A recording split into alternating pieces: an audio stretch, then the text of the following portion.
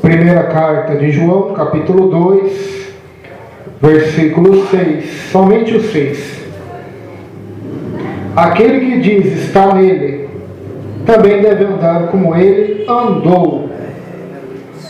Agora Filipenses capítulo 2, versículo do número 5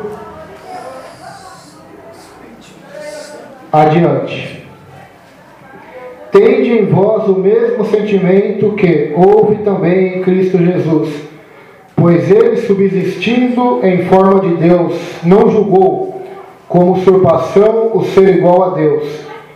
Antes a si mesmo se esvaziou, assumindo a forma de servo, tornando-se em semelhança de homens, e, reconhecido em figura humana, a si mesmo se humilhou, tornando-se obediente até a morte, e morte de cruz, pelo que também Deus o exaltou sobremaneira.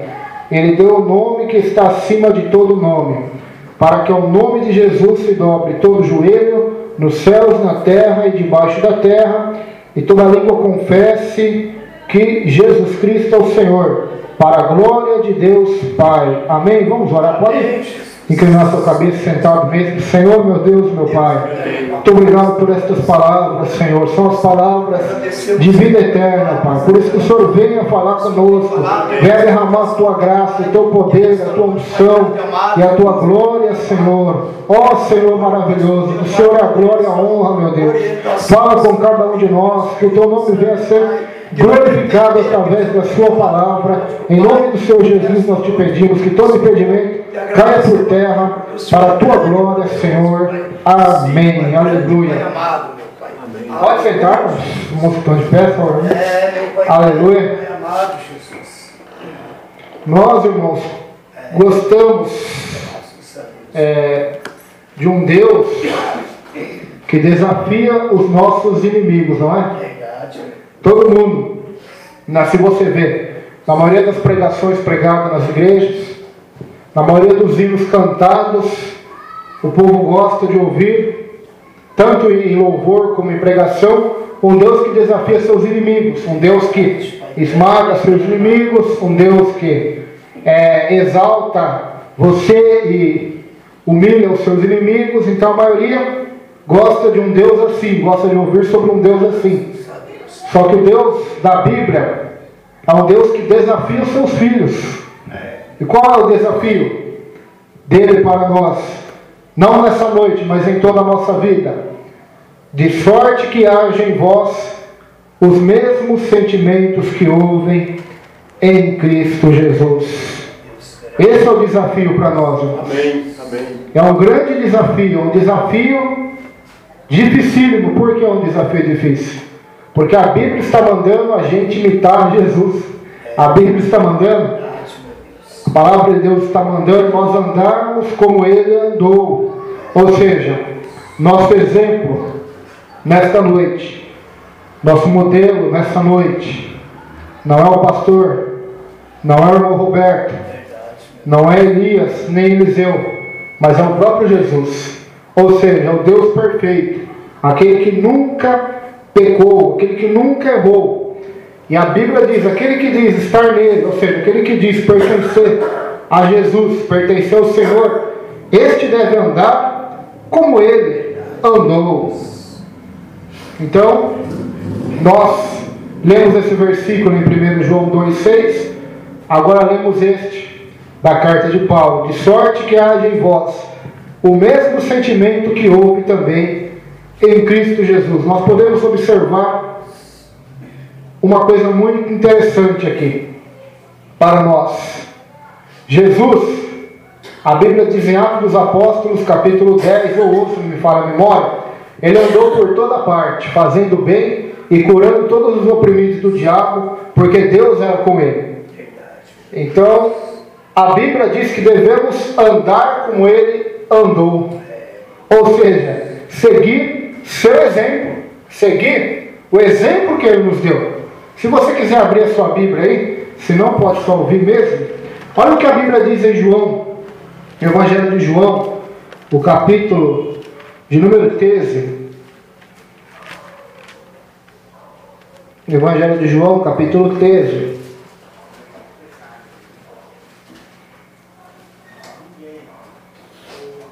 Aleluia.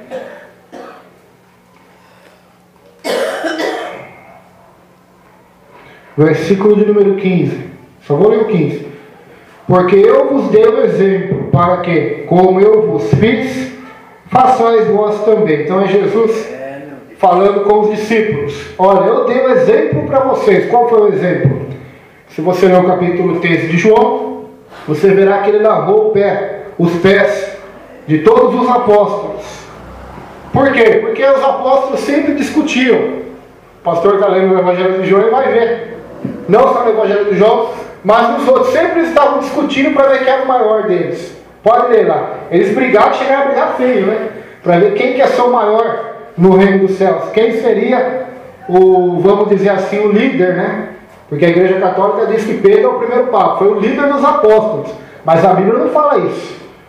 O único líder de todos os apóstolos era Jesus. Entre eles eram todos iguais. Ou seja, Pedro não era maior que João, João não era maior que Tiago, nem Tiago era maior que Tomé. Todos eles eram iguais, estavam em pé de igualdade.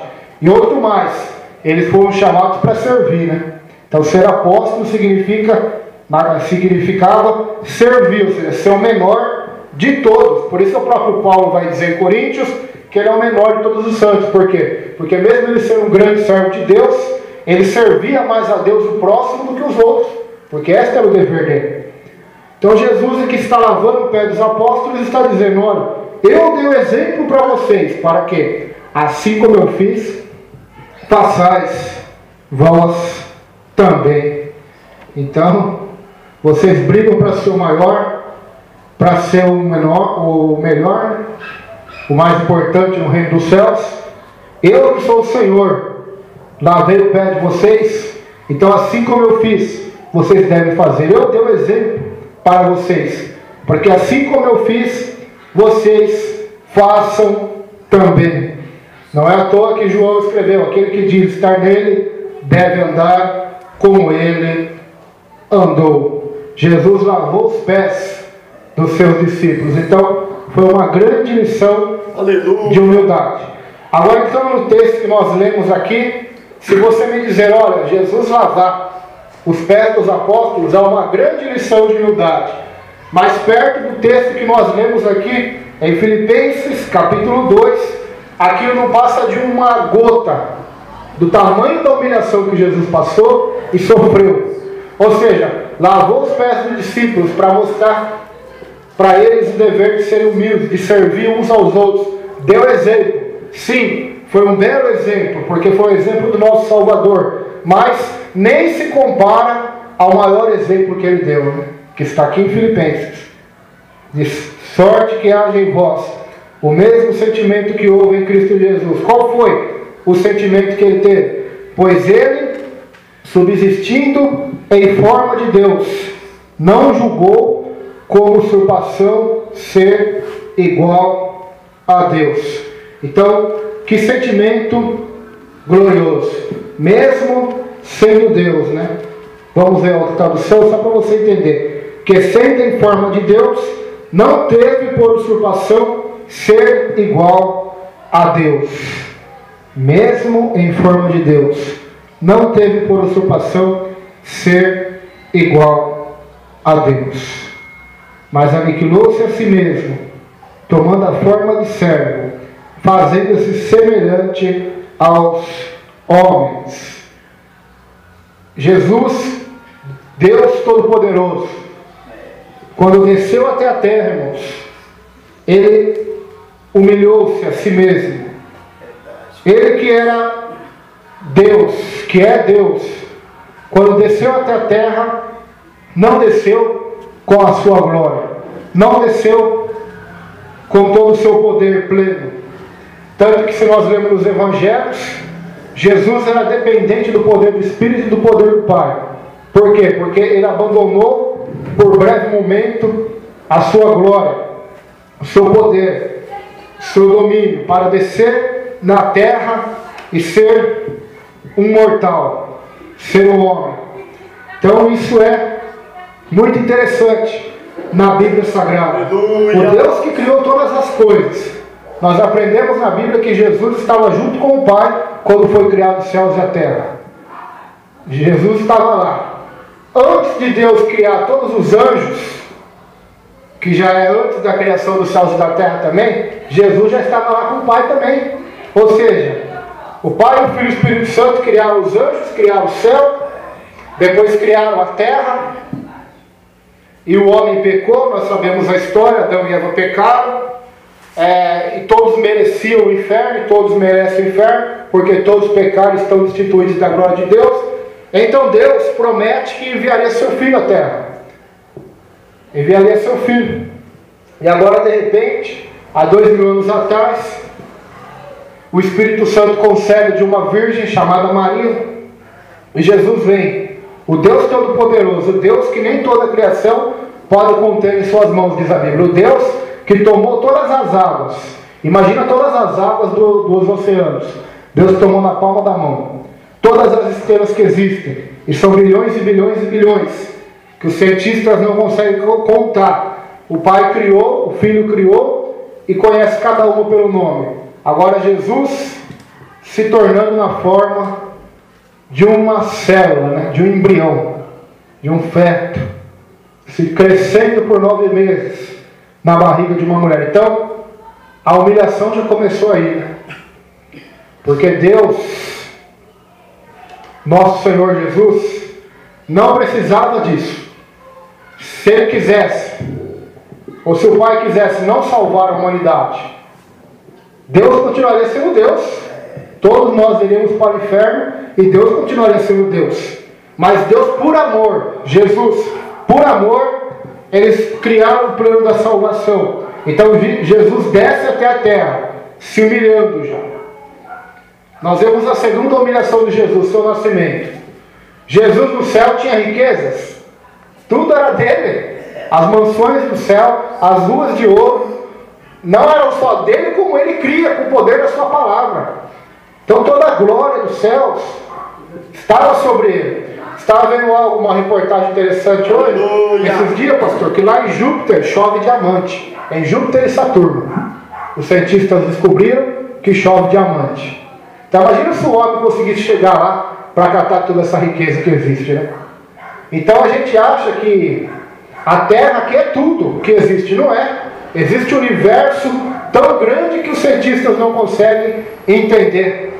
Alguns acreditam que existem estrelas que são não como o nosso Sol, mas são de diamante. Literalmente diamante. Aquela pedra brilhante, maravilhosa. Então, nós vemos a grandeza que existe nesse universo. A grandeza que existe das riquezas que existem em todo o universo. Tudo era dele. E para ele, diz a Bíblia. Agora ele desce até a terra e nasce. Não escolhe uma mulher rica. Não escolhe o homem mais sábio da época ou um homem proeminente em Jerusalém. Escolhe José e Maria, um simples casal, e nasce. Nasce pobre, numa manjedoura, nem hospital ele nasceu. Ele nasceu num lugar, numa estrebaria, onde ali eram alimentados animais. Esse foi o nascimento de Jesus, que é Deus, mas não teve por usurpação ser igual a Deus. Onde você está querendo chegar, irmão, com tudo isso? Se Ele, que é Deus, se humilhou de tal forma, e nós que somos homens, por que vamos querer algo a mais? Ou por que nós vamos achar que nessa terra nós merecemos somente as riquezas, as glórias, as honras, como ensina o Evangelho da Prosperidade? Por que nós vamos achar que nós somos grande coisa, sendo que não somos nada? Ele que era grande coisa, que é o Deus Todo-Poderoso, se esvaziou. Quanto mais nós, seres humanos, né? Quanto mais nós. O que Jesus teve que renunciar? Jesus teve que renunciar à sua glória, seu poder, suas riquezas, e a principal de todas é a comunhão que ele tinha com o Pai nos céus. Aleluia. Via Deus face a face. Estava com o Pai face a face. Na terra não foi dessa forma, né? Quando ele estava na cruz, ele olhou para os céus e viu o Senhor de costas para ele dizer. Ele disse: Deus meu, por que me desamparaste? Mas por que ele disse isso? Porque ele estava carregando o nosso pecado. E o preço do pecado é esse: é separação de Deus, diz a Bíblia. Então ele que era Deus, não teve por usurpação ser igual a Deus, esvaziou-se a si mesmo. O que nós devemos fazer, irmão? Qual que é o sentimento que nós devemos ter semelhante, igual ao que teve Cristo Jesus? De esvaziar. O que eu tenho que esvaziar da minha vida? Primeiramente, nós não temos que esvaziar nossa divindade, porque não somos Deus, né? Nós não temos que se aniquilar a nossa divindade. Mas o que nós temos que aniquilar em nossas vidas? Aniquilar em nosso coração, em nossa mente, em nossa alma? O pecado. Jesus não teve que aniquilar o pecado em si mesmo, porque não, o pecado ele não tinha. A renúncia dele foi essa glória celestial. Foi essa glória, que é uma coisa boa. Mas por amor ele renunciou essa coisa boa, extraordinária, por causa de nós ruins, para nos salvar. Mas a nossa renúncia não é uma renúncia boa. É uma renúncia ruim, porque nós vamos renunciar a coisas ruins, que é o pecado. As coisas que desagradam a Deus. Então olha só que maravilha, né? Jesus renunciou às coisas boas para nos dar as coisas boas, e nós temos que renunciar às coisas ruins para ter as coisas boas de Deus. Amém. Então, olha a diferença, né, do Senhor para nós, né? A renúncia dele foi muito maior do que a nossa.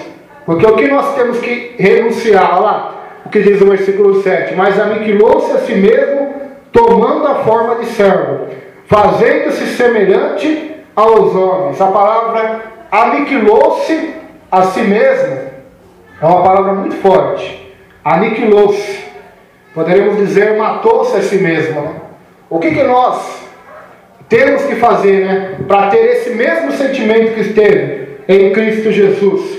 É aniquilar a nós mesmos, ou seja, renunciar, negar a nós mesmos, como ensina a Bíblia. Então, aniquile-se a si mesmo, aniquile a sua vontade, aniquile os seus desejos carnais, aniquile o seu pecado. Nós vamos ver depois que a consequência do ato de Jesus foi Deus o exaltar soberanamente, não foi? Lhe dando nome acima de todo nome. E se eu perguntar para os irmãos aqui, quem quer ser exaltado por Deus? Todo mundo vai levantar a mão. Mas primeiramente tem esse passo: aniquilar-se, negar a si mesmo, para que depois Deus te exalte lá na glória, lá nos céus de glória. Deus te exalte. Jesus confessa o teu nome diante do Pai, diante dos anjos, como ensina a Bíblia. Então, o primeiro passo é esse: aniquilou-se a si mesmo, esvaziou-se a si mesmo, tornando a forma de servo, fazendo-se semelhante aos homens. Por que semelhante? Porque Jesus não é homem. Ele foi semelhante aos homens. Ele veio como homem, mas não era um homem. É o Deus Todo-Poderoso que desceu e viveu uma vida semelhante ao dos homens. Então, você está dizendo que Jesus não era homem? Não é isso. Eu estou dizendo que, embora ele era semelhante ao homem, ele continuava sendo Deus também. Continuava sendo o Senhor da glória do universo. Tanto que ele teve fome como homem, né? Mas como Deus, quem tem sede vem a mim e beba. Como homem, ele teve sono. Mas como Deus, como pregou o pastor aqui, foi quinta-feira ou quarta? Quarta-feira. Como Deus, ele teve sono, dormiu. Como homem, como Deus, ele disse: vinde a mim, quem está cansado e oprimido, e eu vos aliviarei. Como homem, ele teve fome. Como Deus, eu sou o pão vivo que desceu do céu. Então, ele veio em forma humana, semelhante aos homens. Sofreu, aniquilou-se, sua própria glória, seu próprio poder, a si mesmo, esvaziou-se. Versículo 8: e achado na forma de homem, humilhou-se a si mesmo, sendo obediente até a morte, e a morte de cruz. Então, olha a diferença, irmãos, da obediência de Jesus, da obediência da aparente obediência nossa, né? Quando eu falo nossa, eu falo da nossa geração evangélica, da nossa geração que frequenta as igrejas, né? Nós queremos obedecer a Deus hoje para ser abençoado. A maioria tem essa motivação no coração. Eu quero ir para a igreja, eu quero obedecer a Deus para me ser abençoado. Eu quero obedecer a Deus para mim não ir para o inferno. Eu quero ser obediente, isso e aquilo, só para ter os benefícios, as bênçãos. Mas Jesus foi obediente até a morte e a morte de cruz. Você estaria disposto a enfrentar a cruz? Aleluia! Por causa da sua obediência a Deus? Aí você já pegou pesado, né? Muitos podem pensar, né? Não estou pegando pesado. Pedro foi crucificado de ponta cabeça, porque era obediente a Jesus. Foi lhe dado a ordem: ou você nega Jesus ou você vai morrer. E ele escolheu morrer. Hoje, irmão, não estou falando de... Você pode falar, você está falando lá do passado, né? Hoje, nós vemos na televisão, só se ligar e ver lá, aquele Estado Islâmico mata cristãos com tiros de metralhadora. Por quê? Porque não negam a Jesus. Então, diante dessa situação, imagine você nessa situação. Imagine que o Estado Islâmico controlasse o Brasil e viesse aqueles soldados com fuzis, com metralhadoras e com revólveres apontado para você, ou para os seus filhos, ou para o seu esposo, ou para os seus pais, e dizer: ou você nega Jesus ou vou matar os seus pais, ou você nega Jesus ou vou matar os seus filhos. E aí? Jesus foi obediente até a morte e a morte de cruz. Por que eu falo essas palavras fortes? Para nós refletirmos, irmãos, que a nossa obediência a Deus, ela é superficial, né? Nós obedecemos a Deus muitas das vezes quando nos convém, ou quando para obter alguma bênção, algum favor de Deus. Mas nós estaremos dispostos a ter esse mesmo sentimento que teve em Cristo Jesus, de morrer pela nossa fé, morrer pelo nosso testemunho, ser um mártir cristão. É esse sentimento que o apóstolo Paulo está falando aqui. Ele tinha esse sentimento de morrer pela causa. Ele estava pronto não somente para pregar, como para morrer por Cristo. Ele vai deixar isso bem claro nas suas cartas. Então nós devemos estar dispostos a isso, né? Por isso que Jesus disse: aquele que quer ser meu discípulo, se não renunciar tudo quanto tem, não pode ser meu discípulo. Então ser crente é fácil. Ser cristão, frequentar uma igreja é fácil. Milhares e até milhões no Brasil fazem isso. Mas agora ser discípulo, estar pronto para dar a vida, derramar seu sangue por causa de Cristo Jesus, aí é que a coisa muda, né? E nós vemos que Pedro achava que estava pronto, lá no começo do seu discipulado com Jesus. Jesus falou assim para todos os apóstolos: olha, agora está chegando a minha hora, eu vou morrer, e todos vocês que estão aqui, vão me negar e vão virar as costas para mim. Aí Pedro se levantou e disse: não, Senhor, olha, ainda que todo esse povo aqui possa te negar, eu não vou te negar. Eu não vou. Eu vou com o Senhor até a morte. Jesus olhou para ele e disse: Pedro, você vai me negar 3 vezes antes que o galo cante. E ele negou. Então, irmãos, a autoconfiança que você tem, o que eu tenho, para Deus, ela é vã. Ela é nula. Pedro também tinha essa autoconfiança, né? E chegou na hora H e negou. Por quê? Porque Pedro estava dependendo dele. Estava dependendo da força dele, da convicção dele. Por isso que ele negou. E depois lá na frente, por que ele morreu? Foi crucificado de ponta cabeça e não negou como fez no passado. Porque Pedro já não era mais o mesmo. Antes ele dependia dele, da espada dele, da sabedoria dele, da força dele. Agora ele dependia da graça do Senhor. Ele dependia do Espírito do Senhor. Então, nós só vamos conseguir dar a nossa vida por Jesus, ou até morrer, se alguém nos ameaçar, nos matar, se for a graça e o Espírito de Deus, irmãos. Ninguém consegue esse favor com essa bênção. Por que eu falo bênção?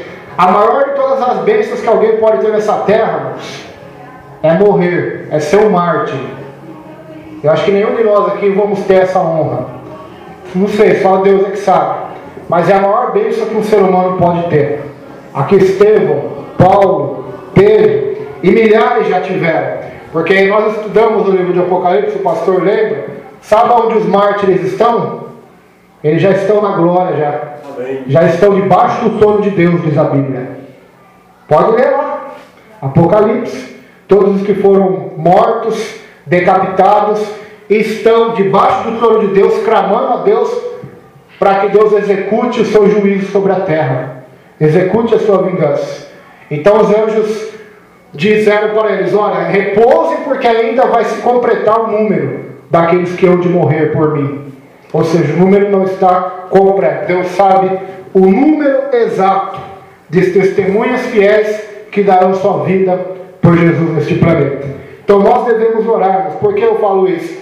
Porque nós devemos orar por todos aqueles que têm sido mártires. Porque foi numa dessas cenas que Saulo estava. Quando Estevão estava sendo apedrejado, quem estava lá vendo? Saulo, que depois se transformou em Paulo, né?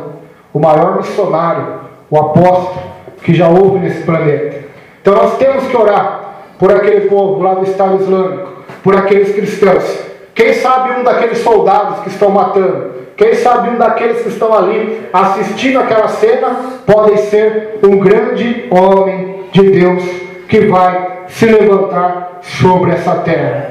De sorte que haja em vós o mesmo sentimento que também houve em Cristo Jesus. Versículo 9. Pelo que também Deus o exaltou soberanamente. Ele deu o nome que é sobre todo nome, para que ao nome de Jesus se dobre todo o joelho dos que estão nos céus, na terra e debaixo da terra, e toda língua confesse que Jesus Cristo é o Senhor, para a glória de Deus Pai. Então o tamanho da tua exaltação por Deus vai depender da sua humilhação. É isso que a Bíblia ensina. A Bíblia diz assim: humilhai-vos diante da potente mão de Deus, para que Ele vos exalte. A Bíblia também diz: aquele que humilhar-se a si mesmo para Deus, Deus o exaltará, mas aquele que se exaltar a si mesmo, no dia do Senhor será humilhado. Então, de sorte que haja em vós o mesmo sentimento que houve em Cristo Jesus. Humilhe-se diante do Senhor Deus. Humilhe-se diante do Senhor. O apóstolo Paulo, quando escreve a carta para Coríntios, ele vai escrever assim: olha, estou pronto a ir até vocês, mesmo que ainda assim, meu Deus, me humilhe diante de vocês e eu tenha que chorar diante de vocês por causa dos seus pecados. Então Paulo, João, Pedro, todos eles estavam dispostos a dar sua vida por Jesus. Por quê? Porque eles se humilhavam. Eles se humilhavam, e se preciso sua humilhação, a sua obediência e até mesmo a morte, e uma morte não normal, mas uma morte terrível, né? Morte de cruz.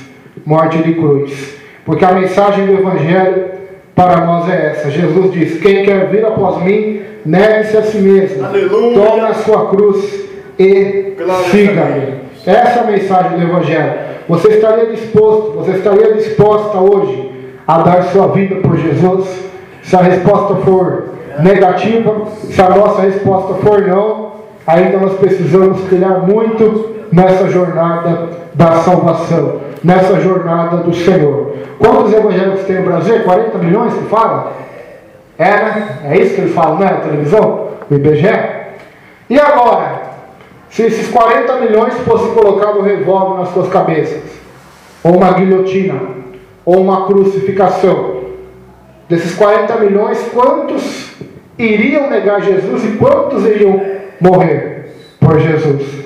Então aqui é o segredo, irmãos, porque eu creio em Jesus somente para ter os benefícios, que são nem benefícios celestiais, né? Benefícios terrenos, porque a maioria hoje crê em Jesus não por causa do céu, por causa das coisas de Deus, mas crê em Jesus para ter alívio do sofrimento terreno, para ter bênçãos materiais, para ter prosperidade, para ter cura sobre suas doenças. Então, a grande maioria hoje desses 40 milhões tem esse tipo de fé no Salvador. O Salvador como se fosse um político dessa terra, né? Só para trazer benefícios terrenos. Mas será que desses 40 milhões que existem estariam dispostos a negar a si mesmo e a morrer a morte de cruz? Será que eles estariam dispostos a fazer como a igreja primitiva? Lá em Atos capítulo 3, o que eles fizeram lá? Lê lá depois da sua casa. Todos eles venderam todas suas propriedades e repartiram igualmente entre si. Dentre eles não havia nenhum mais pobre, nenhum mais rico e nenhum necessitado. Por quê? Porque o interesse deles agora era o crescimento do reino de Deus na terra. Era a divulgação do Evangelho. Era a exaltação de Cristo e não deles. Então, irmãos, que esse mesmo sentimento que houve em Cristo Jesus esteja sobre nós, né? Eu falei da humilhação aqui, mas poderia falar de muitos outros. Do amor, da solidariedade, sentimento de Jesus. Se Jesus tivesse 2 pães e você tivesse com fome, ele te dava 1 e comia 1. Ele ensina isso, né? Quem tem 2, divide com o que não tem. Então, irmãos, que esse sentimento que teve em Jesus, de amor a Deus, de amor ao próximo, de amor aos inimigos, de perdoar, de pregar o Evangelho, de fazer o bem, de curar os oprimidos do diabo, de sentimento de comunhão com Deus, de oração, onde ele buscava Deus, orava, que esse sentimento esteja sobre você também. Esse mesmo sentimento que houve em Cristo Jesus. Jesus buscava Deus, orava, clamava, que esse sentimento esteja no seu coração também, de buscar o Salvador, de buscar o Senhor. A humildade, a mansidão, o amor, a humilhação estavam em Jesus. Que esteja em você também, irmão. Feche os olhos agora. Peça para o Senhor. Peça para o Senhor que o mesmo sentimento que houve em Cristo Jesus esteja em você também. Peça para Deus, isso é um milagre que somente o Senhor pode fazer em nossa vida. De sorte que haja em vós o mesmo sentimento que houve em Cristo Jesus. Peça para o Senhor que esse sentimento esteja sobre você, pois aquele que diz estar nele, deve andar como ele andou. E Jesus nos deu exemplo, irmãos, na Bíblia, para que assim como ele fez, nós devemos fazer também. Que esse sentimento de humilhação, de aniquilação, de se esvaziar, de negar a si mesmo, possa estar sobre nós também. Jesus nunca nos pediu algo que ele não tenha feito. Ele já fez tudo isso por nós. E nós devemos seguir o seu exemplo, seguir as suas pisadas, seguir o seu caminhar. Por isso, para de comparar a sua vida com outros. Compare a sua vida hoje com Cristo. Compare a sua vida hoje com o Salvador. Porque eu comparar minha vida com outros é fácil. Eu comparar a minha espiritualidade com outros cristãos também é fácil. Eu já vou na igreja 4 vezes por semana, 3 vezes por semana. Aquele irmão vem uma vez por mês. Aquele outro vem uma vez por ano. Então eu já sou um grande cristão. Não se compare com outros crentes. Não se compare com outros cristãos. O teu exemplo hoje é Jesus. O teu modelo hoje é Jesus. É nele que você tem que se espelhar. É nele que você tem que se apegar. É nele que você tem que olhar. É nele que você tem que se agarrar. É nele que você tem que estar, assim como aquela mulher, aos pés dele, chorando e enxugando com os cabelos. É nele que você tem que estar hoje. É para ele que você tem que olhar hoje. Olhe para Jesus Cristo. E que os sentimentos que você enxergar nele, que você vê nele, pelas palavras de Deus, pelos evangelhos do Senhor, que este sentimento, que estas atitudes possam estar em sua vida, porque a boca vai falar o que o coração está cheio, e aonde estiver o nosso coração, diz a Bíblia, o nosso sentimento, vai estar o nosso tesouro. Então que você siga o exemplo de Jesus, siga as pisadas de Jesus, que mesmo sendo Deus, não teve por usurpação ser igual a Deus. Jesus Cristo perdoou. Ele perdoou. E você perdoa? Jesus Cristo perdoou e você perdoa? Jesus Cristo amou e você ama? Jesus Cristo perdoou, Jesus Cristo amou e você perdoa e ama? De sorte que haja em vós o mesmo sentimento que houve em Cristo Jesus. É sério, irmãos. Jesus deixou bem claro que se você não perdoar as ofensas dos homens da terra, o Pai Celestial não perdoará vocês. E Jesus andou nesse espírito, não foi, pastor? De perdão, perdoando o seu próximo. Pedro ainda foi querer dar de bichão e disse: olha, Senhor, mas se o meu irmão pecar contra mim 7 vezes no dia, eu tenho que perdoar ele as 7 vezes no dia. Jesus olhou para Pedro: Pedro, não é 7, 70 vezes 7, tem que perdoar. Então, de sorte que haja em vós o mesmo sentimento que houve em Cristo Jesus. O perdão é uma aniquilação da sua vontade. Sua vontade talvez é se vingar, é pagar o mal com o mal. Sua vontade talvez se a pessoa te xingou, é você xingar também. A vontade do homem é essa, é se vingar, é querer o mal, é guardar mágoa, raiva, difamá-lo. Mas a vontade do Senhor é perdoar. O sentimento do Senhor Jesus é perdoar-nos. É perdoar. E foi isso que Ele nos ensinou. Ou alguém que duvida que Ele perdoou Judas Iscariotes. Mesmo que Judas não aceitou, né? Ele perdoou. Mesmo que Judas não se perdoou, não se arrependeu, Jesus perdoou. Perdoou Pedro. Pedro negou Ele. Jesus perdoou, não perdoou? Pedro perdoou. Então perdoe também, meu irmão. Perdoe também, meu irmão. Seja lá no seu serviço, seja alguém da sua família, seja alguém da igreja, seja alguém da sua vizinhança, seja crente de outras denominações, talvez difamou você, prejudicou você, fez fofoca de você, eu não sei, Deus é que sabe tudo. Perdoe. Porque se não houver esse sentimento de perdão em você, você não está em Jesus. E quando nós não estamos em Jesus, nós estamos na escuridão, estamos no pecado, estamos na condenação. Por isso que João disse: aquele que diz estar nele, deve andar como ele andou. Se ele andou perdoando, perdoe. Porque isso pode ser o teu cisco, ou a tua trave que te levará ao inferno. Pode ser a tua condenação. Então perdoe. Humilhe-se diante de Deus. Jesus se humilhou. Por que nós não queremos se humilhar? Queremos ser orgulhosos, queremos ser nariz empinado.